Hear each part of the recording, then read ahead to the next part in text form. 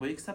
في الموقف ده انت محتاج ترقي العسكري ده بس الطابية دي منعاك، ومحتاج ترقي العسكري ده بس الفيل ده منعك. فانا هنا هحط الفيل بتاعي في مربع الاي 4، قفلت الطريق على الفيل وقفلت الطريق على الطابية، بحيث ان هو لو اكلني بالطابية يبقى هو كده قفل على الفيل بتاعه ده، فبالتالي هقدر اروح ارقي العسكري ده بكشمات. لكن لو هو اكلني بالفيل يبقى هو قفل الطريق على الطابية دي، فبالتالي هقدر ارقي العسكري ده بكش مات.